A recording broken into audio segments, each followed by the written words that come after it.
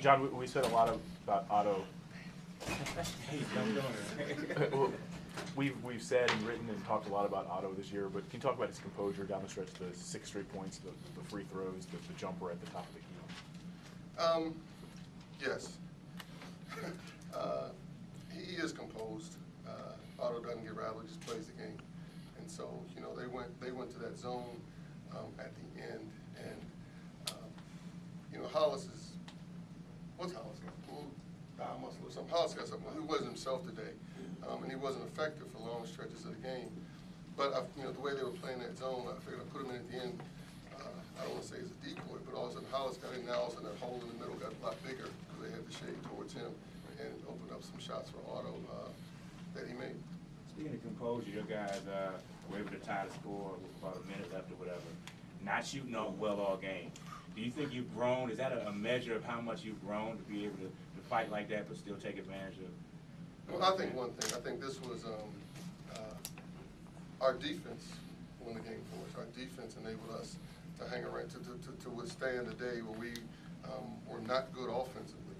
And then, you know, as you were saying, we had some timely passes. Greg Whittington had a good stretch. Is Greg behind me? I wouldn't have said it if I knew he was behind me. Greg had a pretty good stretch there. We hit like 4 or 5 points that we needed and got us going. And then, you know, Jason, the way Jason chased Carter all night, especially in the second half, I thought was terrific. We talked a lot about free throws recently. In the first half, you know, you were able to make up for some bad shooting from the floor at the free throw line. Can you just talk about guys kind of recognizing that there was something to work on and doing that? Well, I thought we did. You know, in as much as it wasn't a pretty day offensively, which I'm fine with as a side note, but we did a good job of throwing it into the post. We wanted to pound it inside, and we threw it into the post to different people. And they are an aggressive team, and we were able to get into the bones early in both halves, which then we ended up getting foul shots. Coach, talk about going with 3 freshmen, 2 seniors for a significant portion of the second half. Defensively, what did they bring, and just assess their play? Well, a couple of things. One, at this point in the year, we're not thinking about anybody as a freshman. They've been through too much, played too many games, are too important to start talking about freshmen. I just thought that was our best defensive group. I just thought that group was consistently getting stops, and it's been different people, different games. But I just thought that was our best defensive group tonight against them, and I thought they did a very good job. How much did it assist you guys that their bigs had a lot of foul trouble? Bruno fouled out with like 5 to go, and 15 was in foul trouble a lot, and it seemed like they had to back off a little bit. Yeah, I think that, but if you look at their games, I think that's been consistent. He's got those 3 guys, and he just rotates them in, and they're very aggressive. Each and every game, I don't know whether they fouled out but every game it seems like they all have 3, 4, 5 fouls, and so I think that's just part of their strategy. Those guys are aggressive. What's going through your head when you look down the box score at halftime? You see 3 for 23.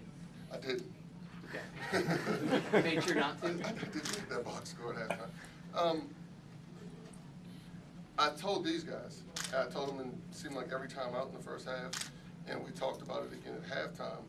You know, sometimes you're having a bad offensive day, and it's because the other team is disrupting you, and because you can't get into a flow. I thought today, this is, you know, maybe the second time this year where it just was a lid on the basket. We were missing layups. You know,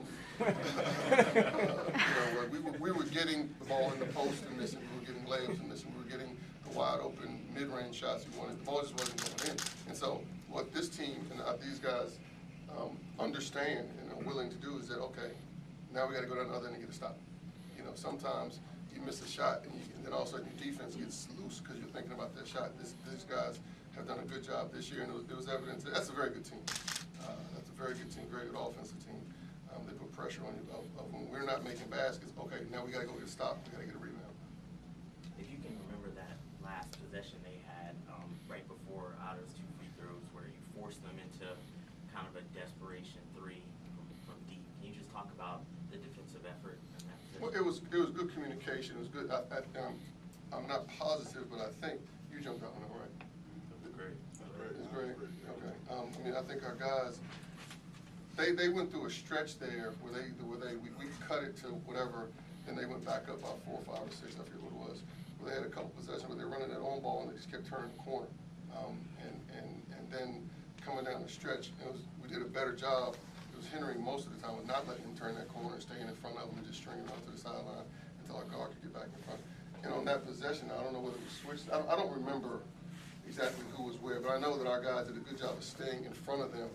And as they were going side to side, it felt like they were getting further away from the basket and closer, and then we had a pretty decent contest at the end also. What did you see on that last one where they didn't call timeout, just took it after all those free throws? Same thing. I don't remember. I don't remember. And like you said, they didn't call a timeout. A lot of teams, most teams, you've worked on situations where you know what you're going to run. I think a lot of times the fans, the media assume, they should have called a timeout. Well, they may have worked on that situation and they knew exactly what they wanted. I'm not sure. I honestly don't remember what they did.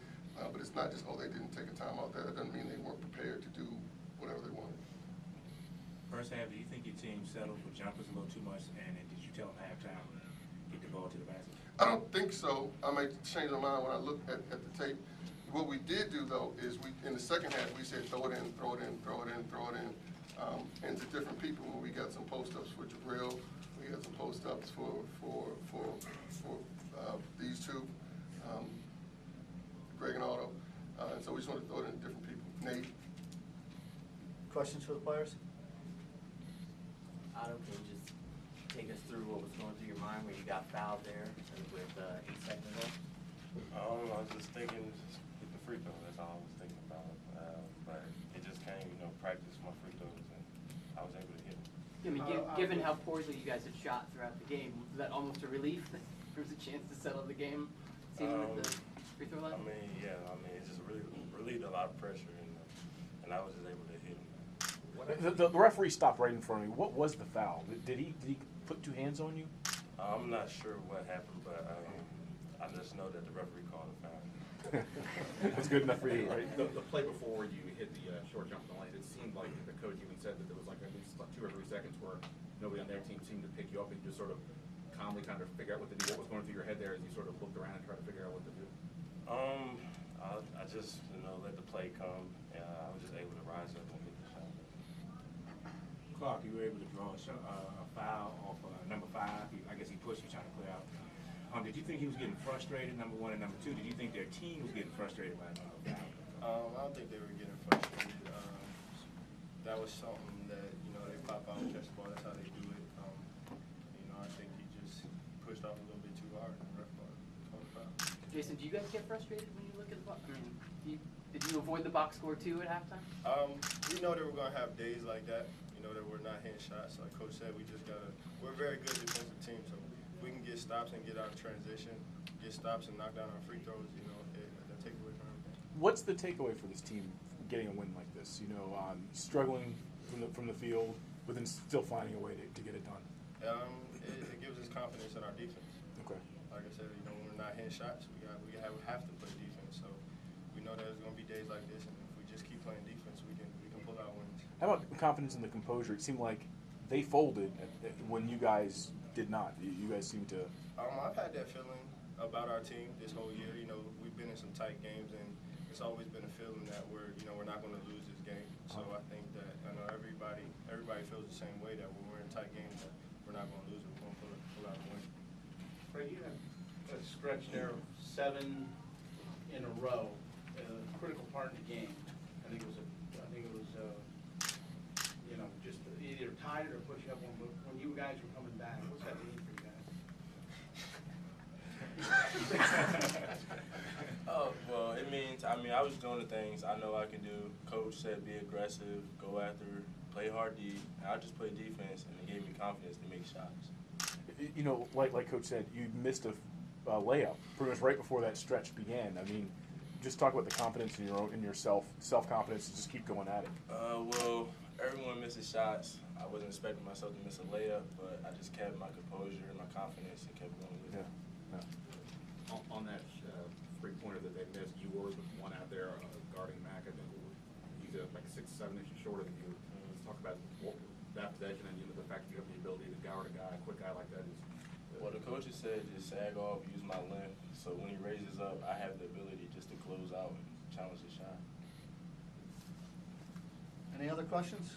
Yeah, Henry, can you talk about your work on the inside and being able to maybe take advantage of your size as they rotated guys in and out, try to get different matchups with you?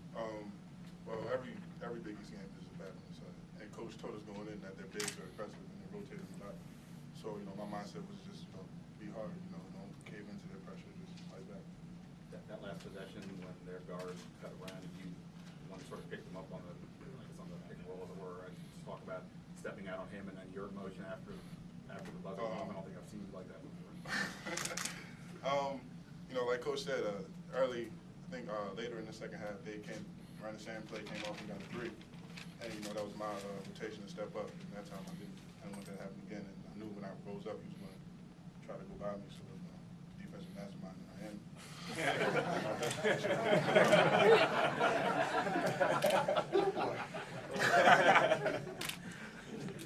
am. Any other questions? Thank you. Defensive mastermind.